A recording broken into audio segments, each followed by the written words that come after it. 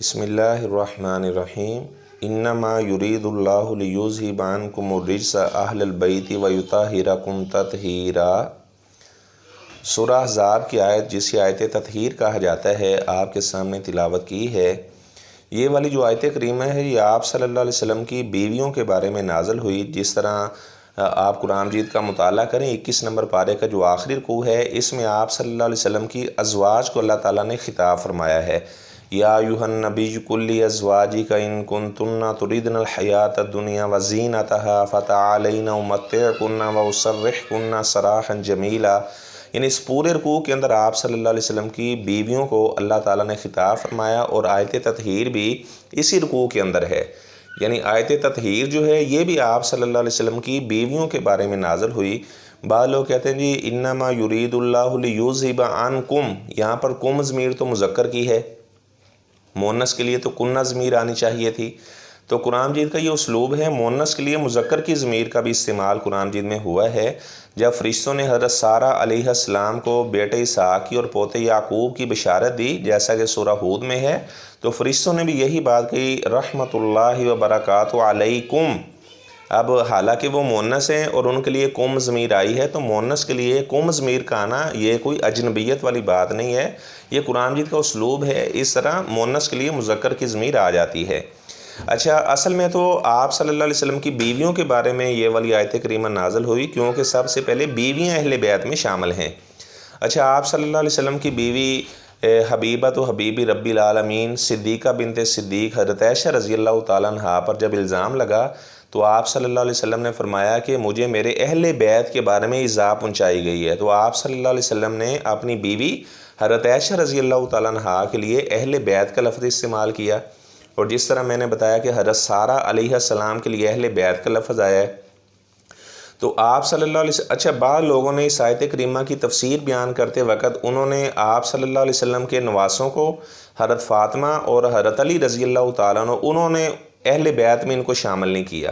اچھا، بعض لوگوں نے کیا کیا، انہوں نے آپ صلی اللہ علیہ وسلم کی جو بیویاں ہیں ان کو اہل بیت سے نکال دیا، بعض نے آپ صلی اللہ علیہ وسلم کے نواسوں کو بیٹی اور حضرت علی رضی اللہ تعالیٰ ان کو اہل بیت سے نکال دیا۔ تو ایسی بات نہیں ہے، سب سے پہلے اہل بیت میں آپ صلی اللہ علیہ وسلم کی بیویاں ہیں، پھر آپ صلی اللہ علیہ وسلم کے جو نواسے حضرت حسن رضی اللہ تعالیٰ عنہ، حسین رضی اللہ تعالیٰ عنہ، آپ کی بیٹی سیدہ فاطمہ اور آپ کے داماد حضرت علی رضی اللہ تعالیٰ عنہ، یہ بھی اہل بیت میں شامل ہیں۔ آپ صلی اللہ علیہ وسلم نے اللہ تعالیٰ سے دعا کی۔ ام سلمہ رضی اللہ تعالیٰ عنہ بیان کرتی ہیں کہ آیت تطہیر جب نازل ہوئی تو آپ صلی اللہ علیہ وسلم نے ایک چادر منگوائی، ودعا علی و فاطمہ و حسن و حسینہ۔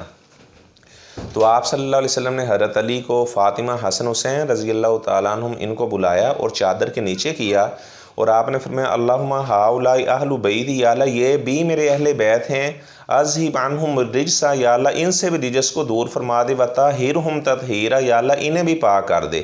جس طرح یا اللہ تو نے میری بیویوں سے رجس کو دور کر دیا ہے، انہیں پاک کر دیا ہے، یا اللہ یہی دعا میں اپنے نواسوں کے بارے میں بھی فرما رہا ہوں۔ تو ام سلمہ رضی اللہ تعالیٰ عنہا نے فرمایا اللہ کے رسول صلی اللہ علیہ وسلم میں بھی اس چادر کے نیچے آ جاؤں؟ تو آپ صلی اللہ علیہ وسلم نے فرمایا انتی علی مکانی کی، آپ کو یہ رتبہ تو پہلے ہی حاصل ہے، آپ تو پہلے ہی میرے اہل بیت میں شامل ہو، انتی علی خیر، آپ تو پہلے ہی خیر کے اوپر ہو، تو لہٰذا آپ کو اس چادر کے نیچے آنے کی ضرورت نہیں ہے۔ ظاہری بات ہے وہ پہلے ہی اہل بیت میں شامل تھی، اسی لیے آپ صلی اللہ علیہ وسلم نے انہیں چادر کے نیچے شامل نہیں کیا۔ اچھا، تو آپ صلی اللہ علیہ وسلم کے نواسے حضرت حسن رضی اللہ تعالیٰ عنہ، حضرت حسین رضی اللہ تعالیٰ عنہ، ان سے پیار محبت ہمارے ایمان کا حصہ ہے۔ آپ صلی اللہ علیہ وسلم کے صحابی حضرت ابو ہریرہ رضی اللہ تعالیٰ عنہ بیان فرماتے ہیں آپ صلی اللہ علیہ وسلم نے حضرت حسن رضی اللہ تعالیٰ عنہ کو ایک کندھے پر بٹھایا ہوا تھا اور حضرت حسین رضی اللہ تعالیٰ عنہ کو دوسرے کندھے پر بٹھایا ہوا تھا، اور آپ صلی اللہ علیہ وسلم جب مجلس میں آئے تو آپ کے صحابہ کہنے لگے اللہ کے رسول صلی اللہ علیہ وسلم آپ ان بچوں سے بڑا پیار کرتے ہیں؟ تو آپ صلی اللہ علیہ وسلم نے فرمایا من احبہما فقد احبنی، جس نے میرے نواسوں سے محبت کی گویا کہ اس نے مجھ سے محبت کی، ومن ابغضہما فقد ابغضنی، جس نے میرے نواسوں سے بغض رکھا گویا کہ اس نے مجھ سے بغض رکھا۔ اور آپ صلی اللہ علیہ وسلم نے حضرت حسن رضی اللہ تعالیٰ عنہ کو فرمایا کہ یہ میرا پھول ہے، حضرت حسین رضی اللہ تعالیٰ عنہ کو فرمایا کہ یہ میرا پھول ہے۔ عبداللہ بن عمر رضی اللہ تعالیٰ عنہ خانہ کعبہ کا طواف کر رہے تھے، تو ایک آدمی کہنے لگا کہ میں نے ایک مسئلہ پوچھنا ہے، یہاں پر کوئی اہل علم موجود ہے؟ تو لوگوں نے عبداللہ بن عمر رضی اللہ تعالیٰ عنہ کی طرف اشارہ کیا، تو وہ آدمی عبداللہ بن عمر رضی اللہ تعالیٰ عنہ سے سوال کرنے لگا، حالت حرام میں اگر کوئی آدمی مچھر کو، مکھی کو مار دے تو اس کا فدیہ کتنا ادا کرے گا؟ تو وہ فرمانے لگے آپ کہاں سے آئے ہو؟ تو وہ کہنے لگا کہ میں عراق سے آیا ہوں۔ تو وہ فرمانے لگے ان اہل العراق یسألون، اہل عراق جو ہیں وہ مجھ سے سوال کرتے ہیں کہ اگر مچھر کو مار دیا جائے، مکھی کو مار دیا جائے تو فدیہ کتنا ادا کرنا ہے، جبکہ انہوں نے آپ صلی اللہ علیہ وسلم کے نواسے حضرت حسین رضی اللہ تعالیٰ عنہ کو شہید کر دیا، اس وقت انہیں فدیہ یاد نہیں آیا، جبکہ آپ صلی اللہ علیہ وسلم نے حضرت حسن رضی اللہ تعالیٰ عنہ کو بھی اپنا پھول قرار دیا۔ آپ نے فرمایا ہما ریحانتا، یہ دونوں میرے پھول ہیں۔ حضرت حسین رضی اللہ تعالیٰ عنہ کو بھی اپنا پھول قرار دیا، تو انہوں نے جناب حسن رضی اللہ تعالیٰ عنہ کو بھی شہید کر دیا، حضرت حسین رضی اللہ تعالیٰ عنہ انہیں بھی شہید کر دیا، اور اب یہ مجھ سے سوال کر رہا ہے کہ مچھر کو مار دیں، مکھی کو مار دیں تو اس کا فدیہ کتنا ادا کرنا ہے۔ تو آپ صلی اللہ علیہ وسلم کے نواسوں سے محبت کرنا ہمارے ایمان کا حصہ ہے۔ اپنے بچوں کے نام حسن بھی اپنے بیٹوں کا نام رکھیں اور حسین بھی اپنے بیٹوں کا نام رکھیں، اس گھر میں برکت ہوگی جس گھر کے اندر فاطمہ نامی لڑکی ہوگی۔ اور آپ صلی اللہ علیہ وسلم نے اپنی بیٹی سیدہ فاطمہ رضی اللہ تعالیٰ عنہ ان کو آپ نے فرمایا کہ سیدۃ النساء اہل الجنہ، تمام جنت کی عورتوں کا سردار اللہ نے میری بیٹی فاطمہ رضی اللہ تعالیٰ عنہ کو بنایا ہے۔ اور آپ نے فرمایا کہ الحسن والحسین سیدہ شباب اہل الجنہ، حسن حسین یہ جنتی نوجوانوں کے سردار ہیں۔ اور اس طرح آپ صلی اللہ علیہ وسلم نے فرمایا کہ ابو بکر و عمر سیدہ کہول اہل الجنہ، جو ابو بکر عمر رضی اللہ تعالیٰ عنہ ہیں یہ یعنی اہل جنت کے جو کہولت کی عمر میں وفات پانے والے، یعنی 40 سال کی عمر کے بعد وفات پانے والے ہیں۔ آپ صلی اللہ علیہ وسلم نے فرمایا جنت کے اندر ابو بکر اور عمر رضی اللہ تعالیٰ عنہ ان کے سردار بنیں گے جنہوں نے 40 سال کی عمر کے بعد وفات پائی، کیونکہ جو کہولت کی عمر ہے یہ 40 سال کے بعد شروع ہوتی ہے، اور جس نے 40 سال کی عمر سے پہلے وفات پائی تو پھر حضرت حسن رضی اللہ تعالیٰ عنہ اور حسین رضی اللہ تعالیٰ عنہ کی سرداری میں وہ جنت میں رہیں گے، زندگی بسر کریں گے۔ تو میں نے بتایا کہ آپ صلی اللہ علیہ وسلم کے جس طرح باقی صحابہ سے محبت کرنا ہمارے ایمان کا حصہ ہے، اس طرح جناب حسنین کریمین اہل بیت سے محبت کرنا بھی ہمارے ایمان کا حصہ ہے۔ اصل میں آج میں آپ کے سامنے واقعہ کربلا اس کے حقائق بیان کرنا چاہتا ہوں۔ یوٹیوب پر آپ نے بہت سے لوگوں کا واقعہ کربلا سنا ہوگا، لیکن سچی بات یہ ہے کہ ایک بندے کا بھی دوسرے سے میچ نہیں کرتا، ایک کچھ باتیں کرتا ہے دوسرا کچھ باتیں کرتا ہے۔ تو میں نے کہا جو ہمارے اہل سنت والجماعت کے بھائی ہیں ان کے سامنے یہ واقعہ کربلا اس کی حقیقت کو بیان کیا جائے، اس کے حقائق بیان کیے جائیں۔ آپ صلی اللہ علیہ وسلم کو پہلے ہی بتا دیا گیا تھا کہ آپ صلی اللہ علیہ وسلم کے نواسے کو جو آپ کی امت ہے یہ شہید کر دیں گے، اور ام سلمہ رضی اللہ تعالیٰ عنہ انہوں نے اس روایت کو بیان کیا کہ آپ صلی اللہ علیہ وسلم کو میں نے بہت پریشان دیکھا۔ اور اس طرح عبداللہ بن عباس رضی اللہ تعالیٰ عنہ سے بھی روایت آئی تو فرمایا کہ میری امت کے لوگ میرے نواسے کو شہید کر دیں گے، اور آپ صلی اللہ علیہ وسلم نے فرمایا کہ میں اسی مقتل حسین سے ابھی آیا ہوں۔ یہ عبداللہ بن عباس رضی اللہ تعالیٰ عنہ کی بھی روایت ہے، انہوں نے خواب کے اندر دیکھا کہ آپ کے ہاتھ میں ایک شیشی ہے۔ بعض لوگوں نے اس روایت کو ضعیف بھی قرار دیا، تو بہرحال ام سلمہ رضی اللہ تعالیٰ عنہ والی جو روایت ہے وہ صحیح درجے کی ہے۔ تو حضرت حسین رضی اللہ تعالیٰ عنہ کو بڑے ظلم کے ساتھ کوفہ کے لوگوں نے شہید کر دیا۔ اصل میں ہوا اس طرح کہ میں اس کی ذرا سارا پس منظر بیان کر دوں۔ آپ صلی اللہ علیہ وسلم نے فرمایا تھا جو خلافت ہے یہ 30 سال ہوگی، تو ابو بکر صدیق رضی اللہ تعالیٰ عنہ انہوں نے 2 سال خلافت کی، حضرت عمر رضی اللہ تعالیٰ عنہ انہوں نے 10 سال خلافت کی، یہ 12 سال ہوئے۔ حضرت عثمان رضی اللہ تعالیٰ عنہ نے 12 سال حکومت کی، یہ 24 سال ہوئے۔ 5 سال اور کچھ مہینے حضرت علی رضی اللہ تعالیٰ عنہ نے خلافت کی، تو بہرحال یہ 40 ہجری حضرت علی رضی اللہ تعالیٰ عنہ جب شہید ہوئے، عبد الرحمن بن ملجم مرادی ایک ملعون نے حضرت علی رضی اللہ تعالیٰ عنہ پر جب حملہ کیا وہ شہید ہوئے، تو لوگوں نے حضرت حسن رضی اللہ تعالیٰ عنہ کے ہاتھ پر بیعت کر لی، لیکن کوفہ کے لوگوں نے ان کا ساتھ نہ دیا۔ تو پھر حضرت حسن رضی اللہ تعالیٰ عنہ نے مومنوں کے ماموں خال المومنین امیر معاویہ رضی اللہ تعالیٰ عنہ کے ساتھ انہوں نے صلح کر لی، اپنا ہاتھ ان کے ہاتھ پر رکھ کر ان کے ہاتھ پر بیعت کر لی۔ اور اس طرح حضرت حسین رضی اللہ تعالیٰ عنہ جب ان کے بڑے بھائی حضرت حسن نے ان سے صلح کی تو حضرت حسین رضی اللہ تعالیٰ عنہ انہوں نے بھی صلح کر لی۔ تو اس کے بعد امیر معاویہ رضی اللہ تعالیٰ عنہ وہ سارے علاقوں کے حکمران بنے اور بہت سے علاقے انہوں نے یعنی فتح کیے۔ اسلام کو اللہ تعالیٰ نے ان کے دور حکومت میں بہت زیادہ ترقی عطا فرمائی، عزت عطا فرمائی، اور روم کے جو بڑے بڑے لوگ ہیں وہ امیر معاویہ رضی اللہ تعالیٰ کا نام سن کر ڈرا کرتے تھے۔ بحری بیڑا بھی امیر معاویہ رضی اللہ تعالیٰ عنہ نے یاد کیا۔ تو خیر جب امیر معاویہ رضی اللہ تعالیٰ عنہ نے حکومت کی، 60 ہجری آئی تو وہ بیمار ہوئے، تو انہوں نے صحابہ سے مشورہ کیا کہ میں حکومت کسے دے کر جاؤں؟ تو انہوں نے مشورہ دیا، آپ صلی اللہ علیہ وسلم کی کچھ بیویاں بھی زندہ تھیں، تو انہوں نے فرمایا کہ لوگ آپ سے ڈرتے ہیں، کفر کے اوپر آپ لوگوں کا رعب دبدبہ ہے، اگر آپ اپنے بیٹے کو ہی نامزد کر دیں تو یہ ہمارا خیال ہے کہ زیادہ بہتر رہے گا۔ تو انہوں نے اپنے بیٹا جو ان کا تھا یزید جسے کہا جاتا ہے، تو انہوں نے اپنے بیٹے کے سپرد و حکومت کر دی۔ اب حضرت حسین رضی اللہ تعالیٰ عنہ وہ مدینہ میں تھے، تو ولید بن عتبہ جو تھا اسے کہا گیا کہ آپ حضرت حسین رضی اللہ تعالیٰ عنہ سے بیعت لیں۔ تو حضرت حسین رضی اللہ تعالیٰ عنہ انہوں نے فرمایا کہ میرے جیسا آدمی یہ چھپ کر بیعت نہیں کر سکتا، لہٰذا میں سب کے سامنے بیعت کروں گا۔ تو حضرت حسین رضی اللہ تعالیٰ عنہ وہ مدینہ سے مکہ آ گئے، حج والے ایام تھے، تو انہوں نے صحابہ کو بتایا کہ میں اس طرح کوفہ جانا چاہتا ہوں، کوفہ کے لوگ مجھے خط لکھ کر بلا رہے ہیں۔ تو اچھا اس طرح محمد بن حنفیہ جو حضرت علی رضی اللہ تعالیٰ کا بیٹا تھا، انہوں نے بھی بیعت نہیں کی تھی، عبداللہ بن زبیر رضی اللہ تعالیٰ عنہ۔ تو خیر یہ ایک علیحدہ موضوع شروع ہو جائے گا پھر۔ تو میں بتا رہا تھا کہ جب حضرت حسین رضی اللہ تعالیٰ عنہ نے یہ بات کی تو عبداللہ بن عباس رضی اللہ تعالیٰ عنہ انہوں نے منع کیا کہ آپ اس طرح کوفہ میں نہ جائیں، کوفہ کے لوگوں نے آپ کے والد حضرت علی رضی اللہ تعالیٰ عنہ ان کے ساتھ بھی وفا نہیں کی، تو لہٰذا وہ آپ کے ساتھ بھی وفا نہیں کریں گے۔ آپ کے بڑے بھائی حضرت حسن رضی اللہ تعالیٰ عنہ کو کتنا انہوں نے پریشان کیا۔ ایک دفعہ حضرت حسین رضی اللہ تعالیٰ عنہ مسلح پر بیٹھے ہوئے تھے، ایک کوفی نے نیچے سے مسلح کھینچ لیا اور کہنے لگا یا مذل المسلمین، اے حسن آپ نے تو مسلمانوں کو عزت نہیں دی، آپ نے تو معاذ اللہ مسلمانوں کو ذلیل کر کے رکھ دیا ہے۔ اس طرح کی انہوں نے بات کی۔ تو حضرت حسن رضی اللہ تعالیٰ عنہ کی آنکھوں میں آنسو آ گئے کہ یہ کس طرح کے لوگ ہیں، ہم نے کتنی ان کی خاطر قربانیاں دیں اور یہ کس طرح میرے ساتھ رویہ کر رہے ہیں۔ تو عبداللہ بن عباس رضی اللہ تعالیٰ عنہ نے انہیں منع کیا کہ آپ کوفہ نہ جائیں۔ تو خیر انہوں نے کہا کہ اب میں ارادہ کر چکا ہوں۔ مسلم بن عقیل کو انہوں نے اپنا قاصد بنا کر کوفہ روانہ کیا۔ تو کوفہ کے لوگوں نے ان کے ہاتھ پر بیعت کی اور انہوں نے خط بھی لکھ دیا کہ کوفہ کے لوگ بڑے اچھے ہیں، لہٰذا آپ آ جائیں۔ تو 1,00,000 لوگوں کی تلواریں وہ جناب آپ کے حق میں ہیں، وہ آپ کے ہاتھ پر بیعت کرنا چاہتے ہیں۔ اس وقت کوفہ کا جو گورنر تھا نعمان بن بشیر رضی اللہ تعالیٰ عنہ تھے، لیکن بعد میں کوفہ کا گورنر بدل دیا گیا، عبید اللہ بن زیاد یہ ایک سخت آدمی تھا، اسے کوفہ کا گورنر لگا دیا گیا۔ اچھا جب گورنر بدلا تو کوفہ کے لوگوں نے مسلم بن عقیل رضی اللہ تعالیٰ عنہ کا ساتھ چھوڑ دیا۔ انہوں نے حضرت حسین رضی اللہ تعالیٰ عنہ کو خط لکھ دیا کہ یہ کوفہ کے لوگ بے وفا لوگ ہیں، آپ کوفہ نہ آنا۔ اچھا تو بڑی بے دردی کے ساتھ مسلم بن عقیل رضی اللہ تعالیٰ عنہ کو شہید کر دیا گیا۔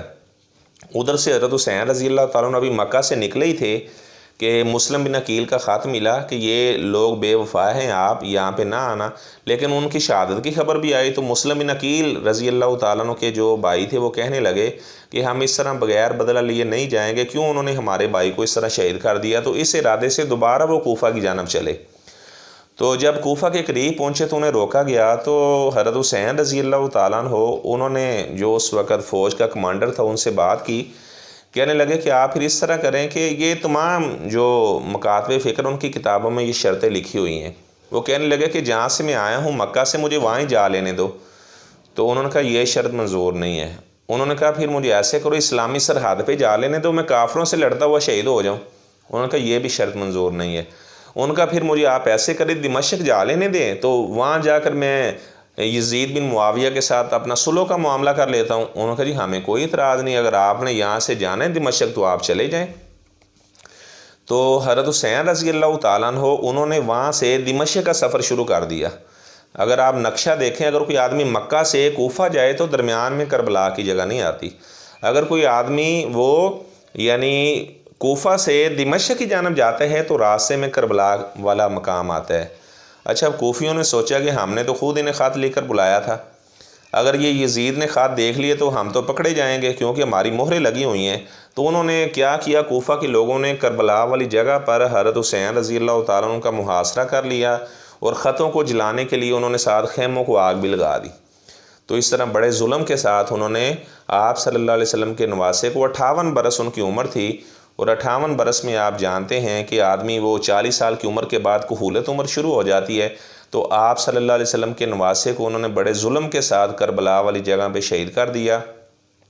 اور حضرت علی رضی اللہ تعالیٰ عنہ کا بیٹا ابو بکر بھی ان میں شہید ہوا، 72 لوگ کربلا میدان میں شہید ہوئے، اس میں حضرت علی رضی اللہ تعالیٰ عنہ کا بیٹا ابو بکر بھی شہید ہوا، اور اس طرح حضرت علی رضی اللہ تعالیٰ عنہ کا بیٹا عمر بھی اس مقام پہ شہید ہوا،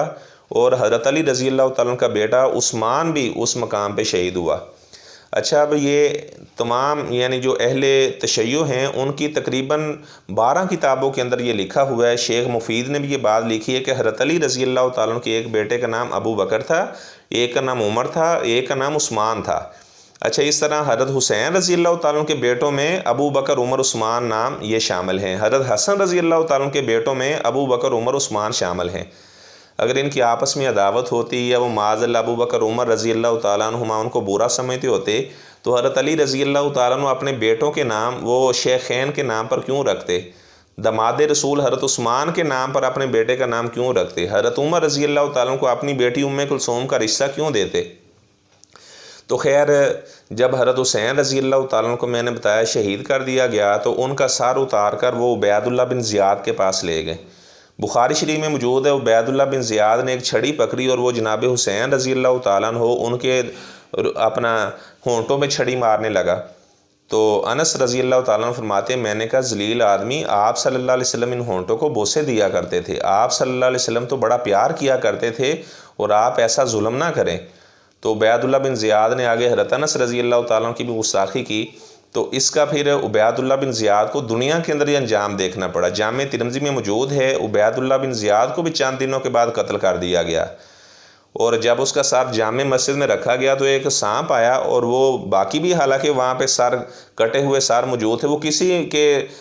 سانپ نے کسی کو کچھ نہ کہا، عبید اللہ بن زیاد کے ناک میں داخل ہوا، دوسرے نتنے سے نکل آیا۔ اس طرح 3 مرتبہ عبید اللہ بن زیاد نے حضرت حسین رضی اللہ تعالیٰ کے ہونٹوں پہ چھڑی ماری تھی، تو 3 مرتبہ اس سانپ نے اس طرح معاملہ کیا، اور دنیا کے اندر عبید اللہ بن زیاد اس کو اللہ تعالیٰ نے عبرت کا نشان بنا دیا۔ یزید کو جب پتہ چلا کہ انہوں نے عبید اللہ بن زیاد نے آپ صلی اللہ علیہ وسلم کے نواسے کو شہید کر دیا ہے، تو یزید بن معاویہ وہ کہنے لگا ابن زیاد کے اوپر اللہ تعالیٰ کی لعنت ہو، میں نے تو بالکل اسے اس طرح کا حکم نہیں دیا تھا۔ یعنی یزید بن معاویہ نے بھی عبید اللہ بن زیاد کے اوپر لعنت کی۔ اچھا، کچھ لوگ سوال کرتے ہیں جی یزید کے بارے میں، تو بھائی کروڑوں بھی یزید ہوں تو وہ حضرت حسین رضی اللہ تعالیٰ عنہ کے جوتوں کی خاک کا مقابلہ نہیں کر سکتا، ٹھیک ہے نا؟ اگر لاکھوں کروڑوں اربوں بھی یزید ہوں تو وہ حضرت حسین رضی اللہ تعالیٰ عنہ کے جوتے کے برابر نہیں ہو سکتے، کیونکہ وہ آپ صلی اللہ علیہ وسلم کے نواسے ہیں، آپ صلی اللہ علیہ وسلم کے صحابی ہیں، اور آپ صلی اللہ علیہ وسلم کے صحابہ کے مقام تو کوئی پا ہی نہیں سکتا۔ جیسا کہ سنن نبی داود میں موجود ہے، اگر کسی آدمی کو اللہ تعالیٰ نوح علیہ السلام جتنی عمر عطا فرما دے، نوح علیہ السلام جتنی عمر مل جائے اور وہ سجدے میں ہی پڑا رہے، اور ایک آدمی جس نے ایک لمحے کے لیے حالت ایمان میں آپ صلی اللہ علیہ وسلم کا دیدار کیا، آپ صلی اللہ علیہ وسلم کا ساتھی بنائے، تو اس کا مقام 1400 سال سجدے میں پڑے رہنے والے سے زیادہ ہے، جس نے ایک لمحے کے لیے آپ صلی اللہ علیہ وسلم سے حالت ایمان میں ملاقات کی اور آپ صلی اللہ علیہ وسلم کا دیدار کی ہے۔ ایک آدمی وہ عبداللہ بن مبارک رحمہ اللہ سے سوال کرنے لگا، کیا امیر معاویہ رضی اللہ تعالیٰ کا مقام زیادہ ہے یا عمر بن عبدالعزیز رحمہ اللہ کا مقام زیادہ ہے؟ کیونکہ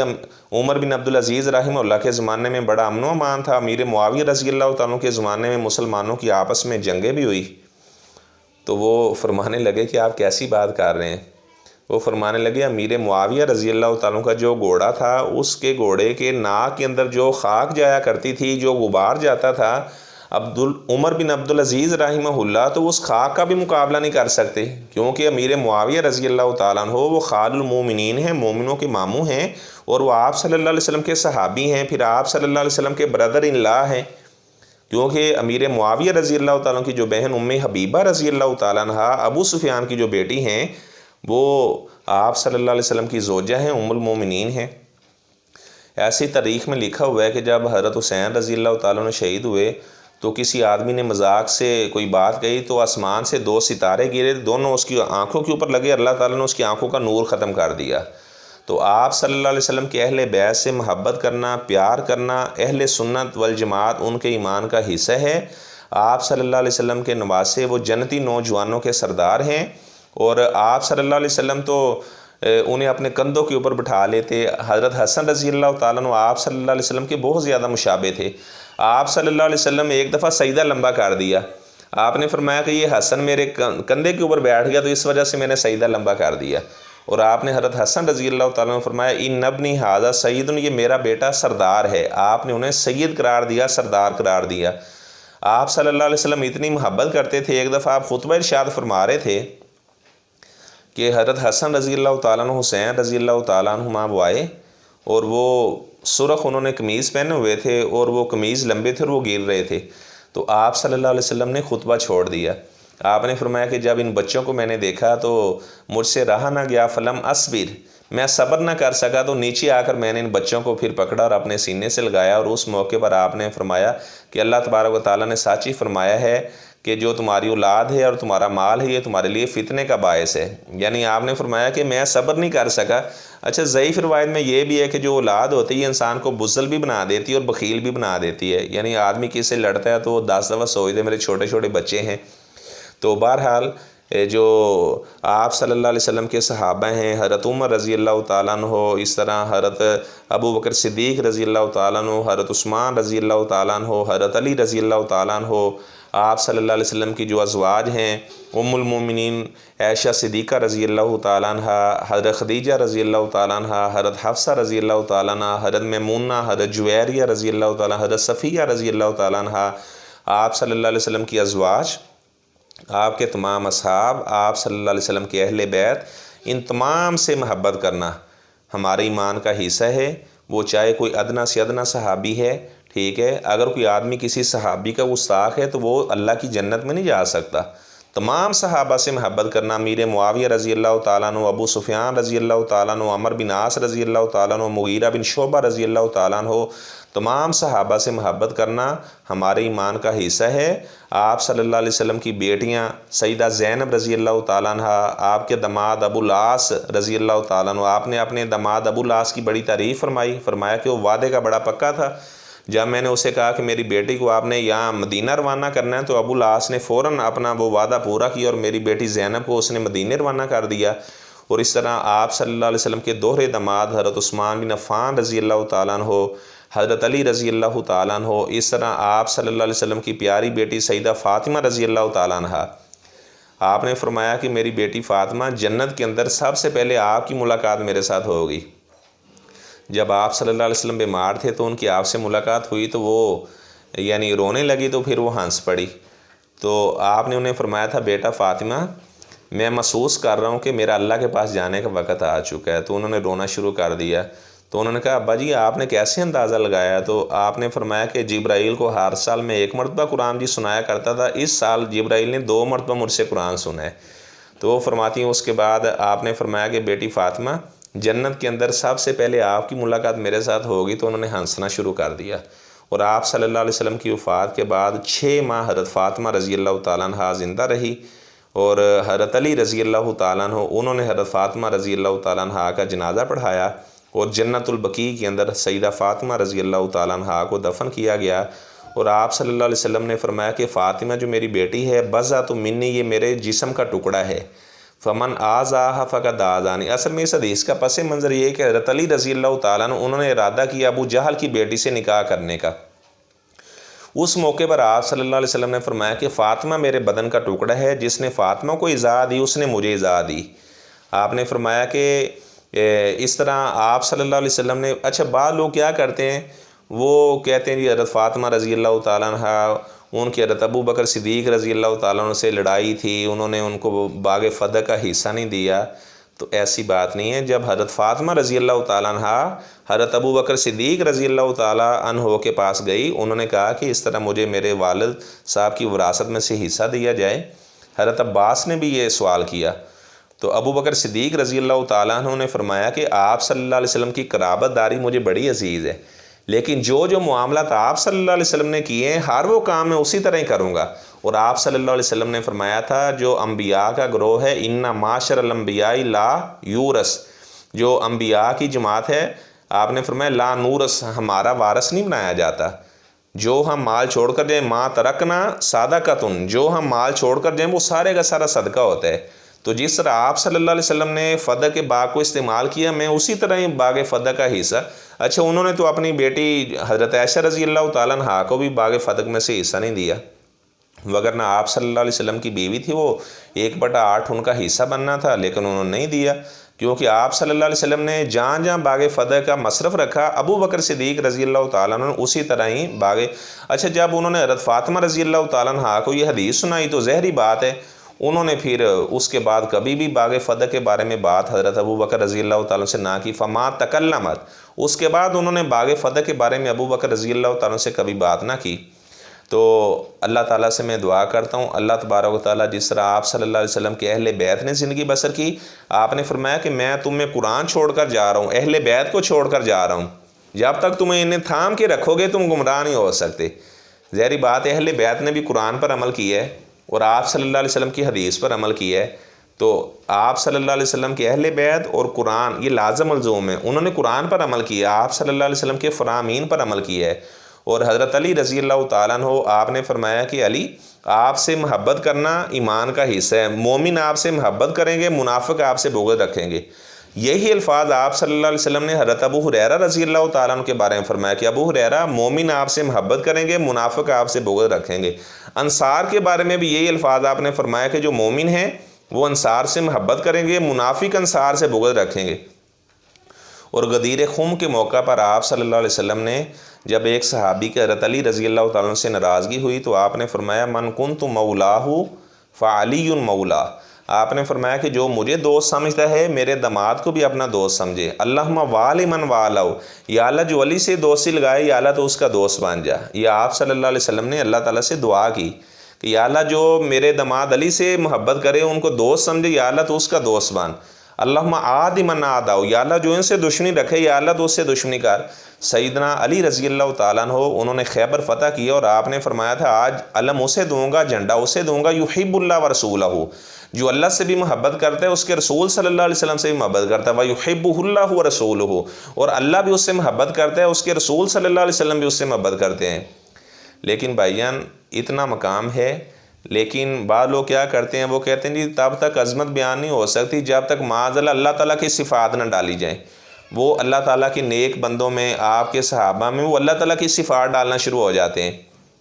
تو غلو کرنے سے ہمیں منع کیا گیا ہے، محبت ان سے کرنا ایمان کا حصہ ہے۔ اچھا یہ جو آپ صلی اللہ علیہ وسلم نے مولا کا لفظ بولا ان کے لیے، یہی لفظ آپ صلی اللہ علیہ وسلم نے حضرت زید کے لیے بھی بولے ہیں۔ آپ نے فرمایا بخاری شریف میں موجود ہے، فرمایا انت اخونا و مولانا، اے زید آپ ہمارے بھائی بھی ہو اور آپ ہمارے مولا بھی ہو۔ وہاں بھی مولا دوست کے معنی میں ہے، اگر مولا کو آپ اللہ تعالیٰ کے معنی میں لیں تو قرآن مجید میں اللہ تعالیٰ فرماتے ہیں ذالک بان اللہ مولا الذین آمنوا، اللہ تعالیٰ ایمان والوں کا مولا ہے۔ ٹھیک ہے، تو دوست کے معنی کے اندر مولا کے لفظ کو استعمال کیا جا سکتا ہے۔ سیدنا علی رضی اللہ تعالیٰ عنہ، اچھا کچھ لوگ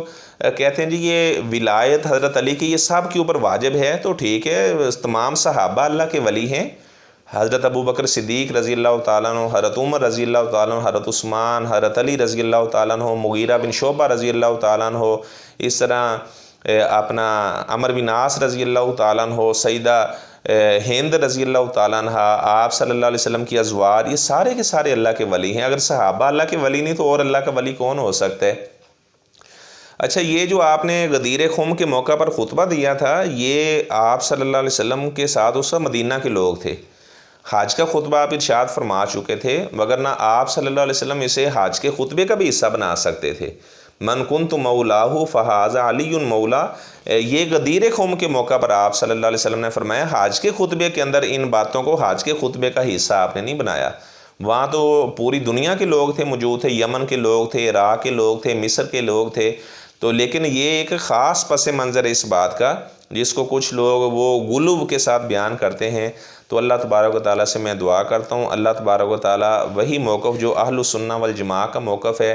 اللہ تعالیٰ ہمیں اپنانے کی توفیق عطا فرمائے، اور آپ کے تمام اصحاب سے، آپ کے اہل بیت، آپ کی ازواج تمام کے ساتھ اللہ تعالیٰ محبت پیار کرنے کی توفیق عطا فرمائے۔ اور آپ صلی اللہ علیہ وسلم نے فرمایا کہ جو آدمی میرے اصحاب کو برا بلا کہتا ہے، فَقُولُوا لَعْنَةُ اللَّهِ عَلَىٰ شَرِّكُمْ، تو تم کہو کہ تمہارے شر کے اوپر اللہ تعالیٰ کی لعنت ہو۔ تو آپ صلی اللہ علیہ وسلم نے فرمایا کہ اگر تم میں سے کوئی آدمی احد پہاڑ کے برابر سونا خرچ کرے اور میرا صحابی وہ تھوڑے سے جو خرچ کرے، تو آپ نے فرمایا ماں بلغ مد احد ولا نصیفہ، تمہارا احد پہاڑ کے برابر سونا خرچ کرنا یہ ان کے آدھے مد کو بھی نہیں پہنچ سکتا۔ اور آپ نے فرمایا اللہ اللہ فی اصحابی، میرے صحابہ کے بارے میں اللہ سے ڈر کر زندگی بسر کرنا۔ آپ نے فرمایا کہ جس طرح ستارے جو آسمان کے لیے امن کا باعث ہیں، آپ نے صحابہ کی اس طرح مثالیں بیان فرمائی ہیں۔ حالانکہ صحابہ کی مثالیں تورات انجیل کے اندر بھی موجود تھی، وہ ان کی پیشانیوں کے اوپر وہ سجدے کے نشانات کی وجہ سے، سجدے کرنے کی وجہ سے نشانات پڑے ہوئے تھے، تو اللہ تعالیٰ ان کی مثالیں بیان کرتے ہیں۔ اور کچھ لوگ وہ معاذ اللہ آپ صلی اللہ علیہ وسلم کے اصحاب کے بارے میں، خصوصاً ان ایام کے اندر،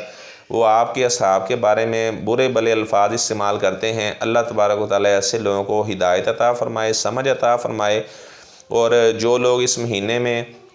بعض ایسے لوگ ہیں وہ کہتے ہیں کہ اس مہینے میں آپ نے صرف کالے رنگ کے کپڑے وہی پہنے ہیں، یا وہ 10 محرم کو روزہ رکھنے کا حکم ہے، اور وہ کچھ لوگ وہ جناب پانی پلا رہے ہوتے ہیں۔ تو آپ صلی اللہ علیہ وسلم نے تو اس دن روزہ رکھا ہے، اور آپ نے تو فرمایا تھا میں 9 کا بھی روزہ رکھوں گا یہود کی مخالفت کے اندر، تو 9 اور 10 محرم کا ہمیں روزہ رکھنا چاہیے۔ اللہ تبارک و تعالیٰ تمام باتیں جو کتاب و سنت میں بیان ہوئی ہیں، اللہ تعالیٰ ہمیں عمل کرنے کی توفیق عطا فرمائے، اور جو باتیں کتاب و سنت سے ثابت نہیں ہیں، اللہ تبارک و تعالیٰ ایسے تمام کاموں سے ہمیں بچنے کی توفیق عطا فرمائے۔